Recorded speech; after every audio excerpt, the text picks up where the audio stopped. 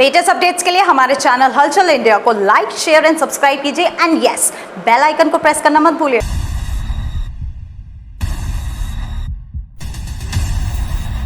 हापुड़ क्षेत्र में हापुड़ पिलखुआ विकास प्राधिकरण का अवैध कॉलोनियों पर चला बुलडोजर।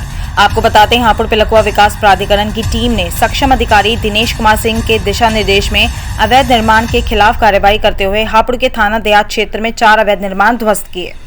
साथ ही एक प्रकरण में सीलिंग की कार्रवाई की गई। सक्षम अधिकारी दिनेश कुमार सिंह ने बताया कि विनोद कुमार द्वारा साकेत कॉलोनी के उत्तर पूर्व में सर्वोदय कॉलोनी में करीब 12,000 वर्ग मीटर में की गई अवैध प्लांटिंग। इसी के साथ ज्योति जैन, मोती जैन, संदीप कुमार और वरुण कौशिक द्वारा शामपुर जरोटी मार्ग ग्रीन पार्क कॉलोनी के पास करीब 3500 वर्ग मीटर में की गई अवैध प्लांटिंग और पवन ठाकुर द्वारा गांव मसूरपुर में करीब 5500 वर्ग मीटर में की गई अवैध प्लांटिंग। संजीव त्यागी, कन्नू त्यागी, अशोक त्यागी, हाजिम मोमेम द्वारा गांव ततारपुर गढ़ रोड बाईपास पर करीब 10,000 वर्ग मीटर में की गई अवैध प्लांटिंग को प्राधिकरण की टीम द्वारा ध्वस्त करने का कार्य किया गया है। इसी के साथ गढ़ोद स्थित सुप्रीम पेट्रोल पंप के पास प्रथम तल पर निर्मित दुकानों को सील बंद करने की कार्रवाई की गई है। उन्होंने बताया कि अवैध निर्माण के खिलाफ यह अभियान आगे भी इसी तरह जारी रहेगा।